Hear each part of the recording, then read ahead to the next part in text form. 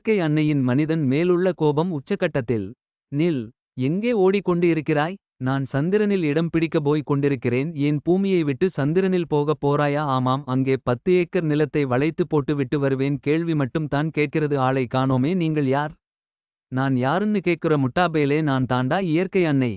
அம்மா தாயே, என்னை ஆசிர்வதிக்கணும். அடப்பாவிங்களா, உங்களுக்கு ஆசிர்வாதமா. நல்லதொரு பூமியை படைத்து அதில் பட்பல உயிரினங்களும் தாவரங்களும் படைத்து அதனை எல்லாம் வழிநடத்தி நேர்வழி வாழ்வதற்காக உனக்கெல்லாம் 6 அறிவு கொடுத்து பூமியில் விட்டேன். ஆனால் உங்களுடைய செய்கையால் நான் படைத்த பல உயிரினங்களையும் தாவரங்களையும் காணோம். அது மட்டும் அல்ல, பஞ்ச பூதங்களாகிய மண்ணையும் தண்ணீரையும் காற்றையும் ஆகாசத்தையும் மாசுபடுத்தியிருக்கிறீர். நெருப்பை மட்டும் நெருங்க முடியாததினால் அது தப்பித்து நிற்கிறது. அடுத்த தலைமுறைக்கு முன் எல்லாவற்றையும் அழித்து விடுவேன்.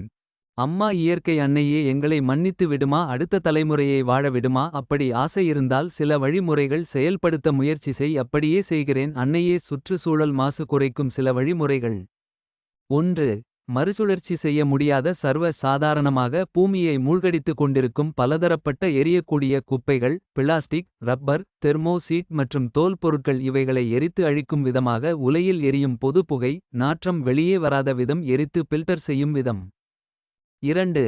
மாமிச கழிவுகள் மற்றும் மருத்துவமனை மருந்து கழிவுகள் எரித்து பில்டர் செய்யும் விதம். 3. கழிவு நீர் எல்லாவித கலர் கலந்த தண்ணீரும் பில்டர் செய்யும் விதம். 4. செப்டிக் டேங்கில் தண்ணீர் தனியாகவும் சேறு தனியாகவும் பிரித்து தண்ணீர் கீழே போவதையும் சேறு உரமாக மாற்றும் படியாக அல்லது சேறு நாற்றம் வராமல் எரிக்கும் படியாக உலை மற்றும் பில்டர் டிசைன் செய்து இருக்கிறேன். 5. தொழிற்சாலையிலிருந்து வெளியேற்றப்படும் அமிலம் மற்றும் நச்சு கலந்த வாயு வெளியேறுவதை நச்சுத்தன்மையை குறைக்கும் படியாக பில்டர் டிசைன் செய்து இருக்கிறேன். 6. நிலக்கரியினால் வரும் சாம்பல் புகை காற்றோடு கலவாமல் இருக்க மற்றும் சாம்பல் கலந்த தண்ணீர் பிரித்து எடுக்கும் விதமாக 2 பில்டர்கள் டிசைன் செய்து இருக்கிறேன். 7. பெரிய வாகனங்களில் வரும் கார்பன் புகையை கட்டுப்படுத்த பில்டர் டிசைன் செய்து இருக்கிறேன். 8. கொசு உற்பத்தியை தடுக்க ஒரு உபாயம் கண்டுபிடித்து இருக்கிறேன்.